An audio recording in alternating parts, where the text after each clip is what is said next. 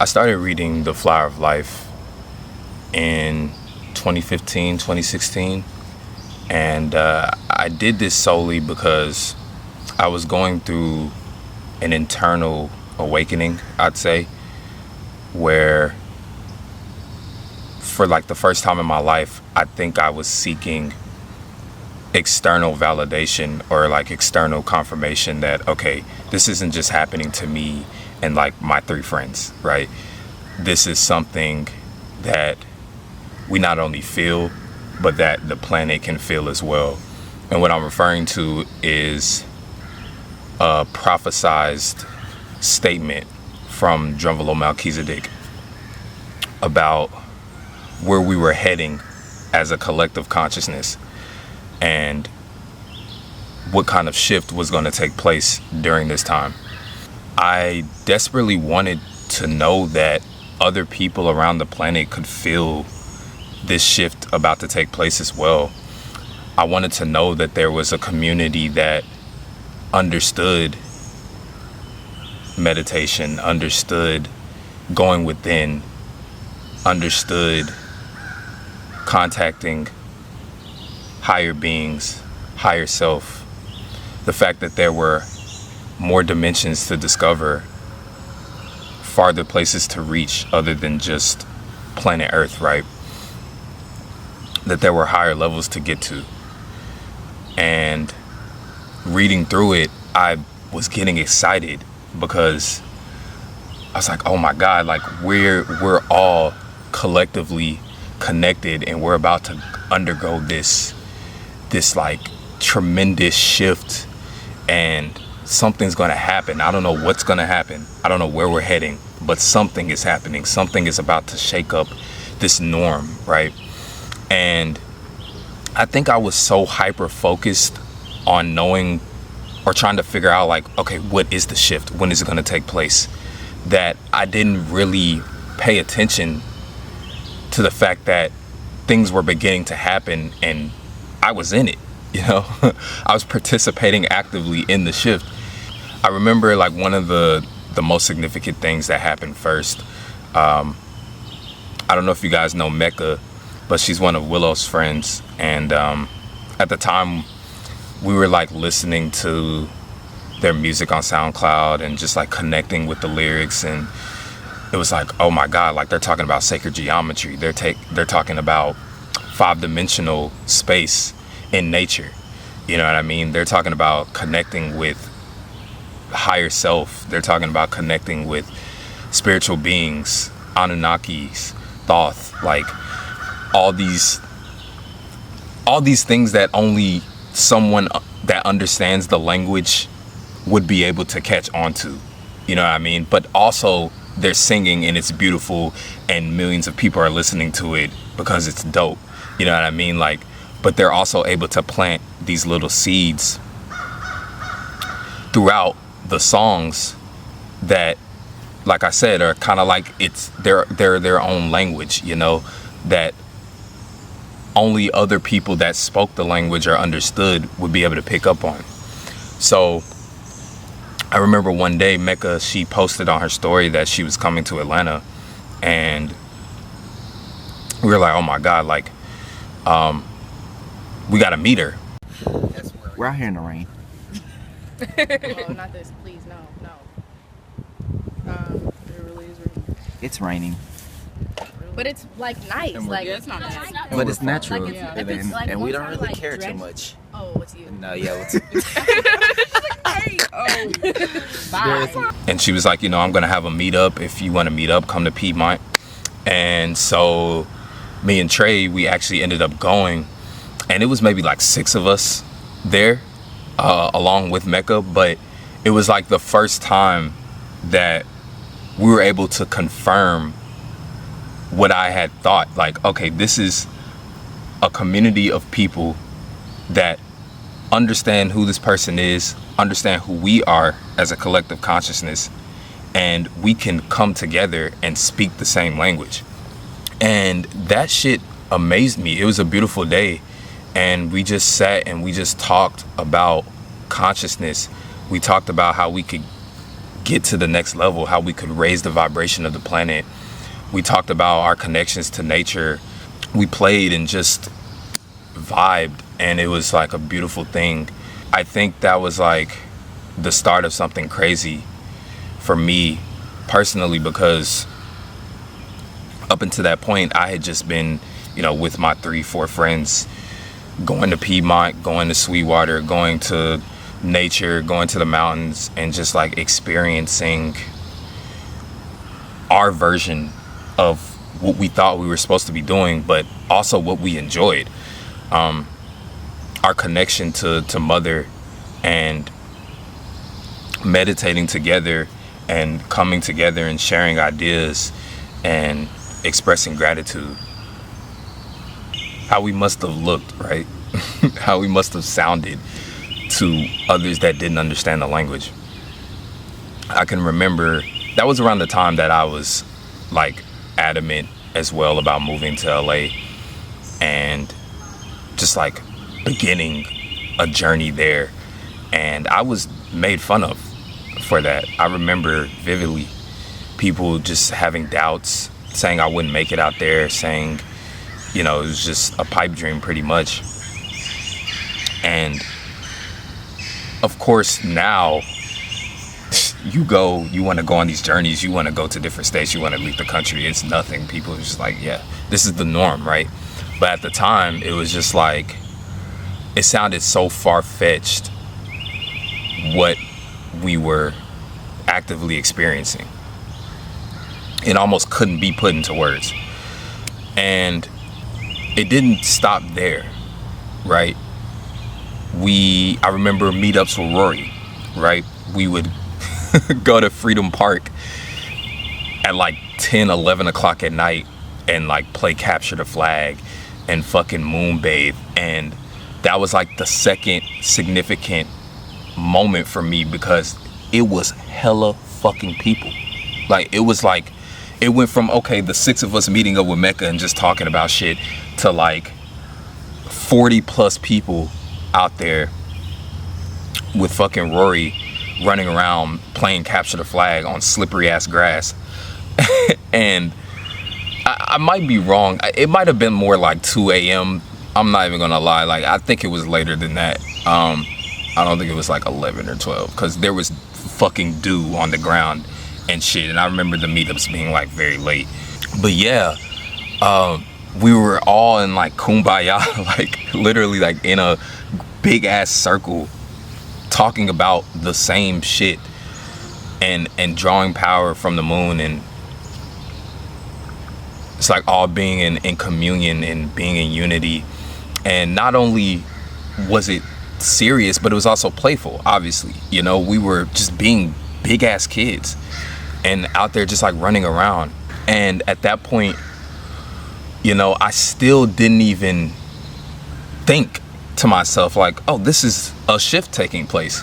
It was just like, I'm meeting with people and I'm just having fun and I'm in the moment. And that shit was so beautiful though. Like, to just like look back on it and realize that that kind of shit just wasn't even happening, and to be a part of that, it was special. Yeah, so after that I began to notice very subtle things, right? Because like beforehand we would go to 5 Points and we would go in Crystal Blue. There'd be like 3 people in there. We'd be getting our crystals or whatever. And then after that, right, we go back to Crystal Blue. The shop is packed. The shop is fucking packed, right? I'm like, okay, more people are catching on. And it didn't feel like a trend at this point either. It didn't feel like, oh, this is what you do when you're spiritual, or this is where you go when you're spiritual. It felt like genuine curiosity and genuine understanding that, okay, crystals are alive. Crystals hold geometric patterns within them. Crystals hold secrets to the universe. And our connection to these things, big or small, can be very beneficial. They can help heighten our vibration when we're just going about our day. Doesn't even have to be like I used to meditate with crystals all the time, and then it graduated to like, okay, I'm gonna just hold a crystal in my pocket. I'm gonna wear a crystal around my neck. I'm gonna take a crystal and just set it on the register at work. Like these things can just enhance your overall quality of life. There were more gatherings and more opportunities for our people and our language to be spoken. And it was beautiful, And I think at this point, another shift took place. And it was more widespread than I ever could have predicted or thought it would be. But at the same time, it's like it was kind of in line with what I thought would originally happen in the first place, which is like this shift in creativity and creatives. Like at this point in time, an explosion of fucking people wanting to create shit. Like the fucking quest to escape the Matrix was at like an all-time high. And like now I know like you probably see like tweets that are like, all these people want to rap, we need fucking plumbers, or we need doctors, or we need, you know what I mean? But like that, all jokes aside, like that shit was real. Like it was so many artists, it was so many people willing to showcase their creativity as well. SoundCloud was at an all-time high, and I'm not even just talking about music either when I say artists, but like there were more like, what do you call them, pop-up shops. There were fucking art galleries all over the city. It was so, I met so many creatives during this point in time, and it's like, I don't know if these people were also like in college or like also doing shit on the side apart from their creativity, but it didn't feel like it. It felt like everyone was pouring their heart and soul into doing exactly what the fuck they wanted to do. Yeah, you just had like an entire generation of people wanting to cheat the Matrix. You had a bunch of people taking these less traditional routes, these roads less traveled, to the point where like even some friends that I went to high school with and that had gone on and went to college and gotten out by this point, I'm talking to them and they're like, yeah, we went, we're not doing shit with that, but I'm about to start a business though. You know what I mean? Like, I'm about to do this though. Okay, I did that shit. I'm about to do the real thing now. And, I couldn't help but just be happy. It felt like everyone was kind of awakening at the same time, even if it wasn't rooted in quote unquote spirituality or consciousness. I'd say that's a better word. I don't like spirituality. I don't like that word. It's become so like diluted, right? It's become so diluted. I remember like watching when I was watching the Q&A with Trei and Trinity, and they were like, you can look up a video on how to be spiritual. Like that just like did it for me, because you can, and there's like guide points for how to be like. Anyways, let me get off that tangent. That's a completely different thing. But yeah, consciousness, right? Even if it wasn't rooted in consciousness, it was rooted in still an understanding that the system and the way to play by the rules is not the way to go. Like that generation had passed. We had awoken to something different by this point. I moved areas, obviously. But the reason I did that is because I don't know if y'all can see this shit, but it's like swamp. And this is a completely serious question. Is like swamp, does anyone know if swamp is a bad thing? Cause like I don't know if like, I don't know what swamp is. I just know what it looks like, but I don't know if it's like a negative thing or. Okay, anyways, it was more evident than ever that our generation had chosen to be free above all else. And of course, freedoms come with hardships. So you see a lot of people struggling, and saw a lot of people struggling at that time, because there was no blueprint. You know, like, of course you can see people that have made it on their own, made it in their like respective fields or whatever, but as far as a person's individual journey goes in the realm of making something all on their own, no matter what it is, there's no real blueprint for it. You just gotta do it. You know what I mean? You gotta be the one to figure the shit out. And I think from the outside in, we probably looked content trying to do that. Like, it was kind of just understood that we were going to be the generation that bet it all on ourselves. I think that brings me to now, right? Because I think we're currently in another shift.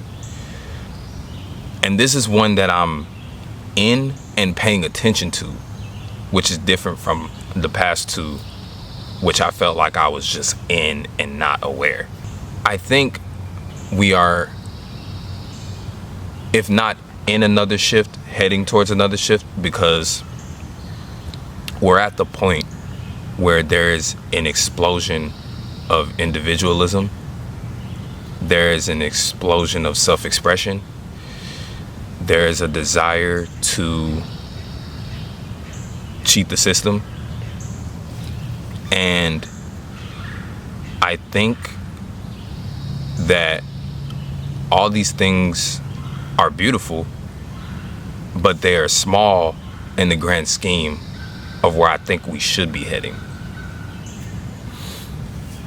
I say that because despite the fact that we are doing all these things and there's so many avenues to exist outside of where we're being directed to exist, and that's cool, but it's also still under an umbrella of control. I listened to this story from DDG. He was talking about how when he made the transition from becoming a YouTuber to a rapper, and the reasons why were strictly monetary, right? He said when he used to make content on YouTube, it was a lot less governed, it was a lot less controlled, and he was getting 50K a month, right?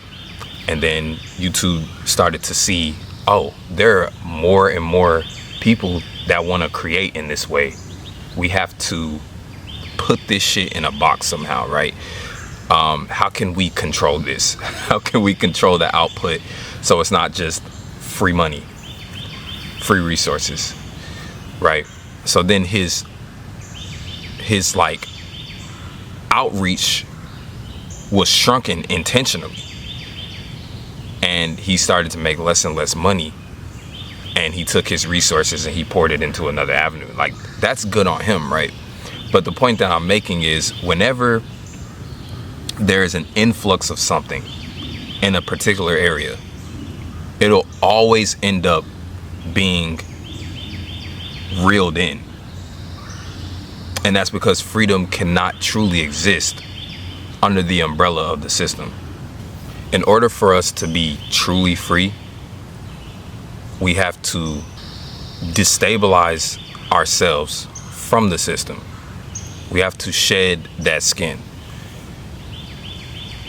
We have to take all of our knowledge, our goods, our resources, our understanding of the planet, our understanding of how to rely on the planet for everything that we need. We have to take all of that shit, cultivate it, nurture it elsewhere. The system has to go. And the only way that we can ensure that is through collective effort, through collective consciousness. The powers to be have already caught on to what's going on. They see all these creatives, they see all these people. You think independent artists are really independent? You think people that are just like taking their little goods and services and selling them in their little small corner of the world are not being monitored? Once they get to a certain height, they'll fucking chop you down at the knees. I think I keep saying it, but I just feel like collective consciousness is the only way. I remember like during the looting periods and like the Black Lives Matter movement and the protests, I was hanging out with my friend and we were kind of just like talking about it, and she was like, oh, I thought this was it. Like I thought this was like the moment where we like all decided like, yeah, we're about to break away. And I was like, I thought the same shit. Like I thought we were good. I thought it was, you know what I'm saying? Like I thought we were about to deconstruct this shit, like destabilize government. And it turned out that it came and went, as everything does. And that's not to say it was pointless, because it did put a spotlight on a lot of issues. But at the same time, do you really think that we're doing something when we kneel or when we protest or destroy in that sense of a grander scale? Because I'll tell you why I feel like we're not. Is because like attention spans are short, bro. Attention spans are short. We can post a blackout profile picture for all of our Instagrams for a week, 2 weeks straight, and then by the third week it just no longer matters. We can protest and scream and march and get the attention of the world and then by the next week we'll go back to feeding the same system that we protested against. So in the end, what did we really accomplish? We have to come together and truly embrace a movement that will permanently shut this shit down.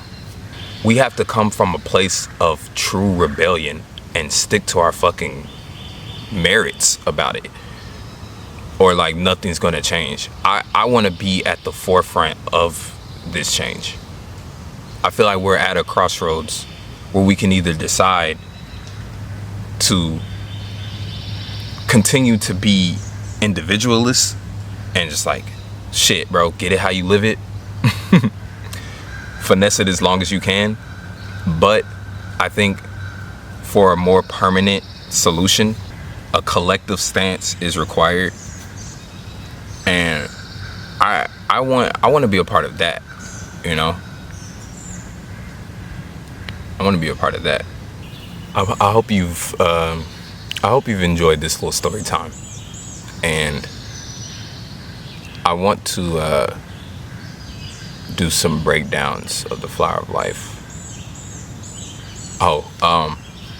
It was funny when I started rereading it recently, and I came across this this passage in it, and it was talking about he was talking about Edgar Cayce. And if you guys remember, I did like a chapter review of the reincarnation of Edgar Cayce like 5 or 6 months ago. And I've read The Flower of Life several times, just like kind of treated it like a devotional in a way. And I never noticed. I just never noticed that part. Like it wasn't in the subconscious or anything when I started reading the Edgar Cayce book. But it's pretty cool that, you know, synchronicity and all that good stuff, right? Anyways, yeah, I'm gonna enjoy the rest of the day, and I hope you have a great day as well. I'm signing off. Thank you.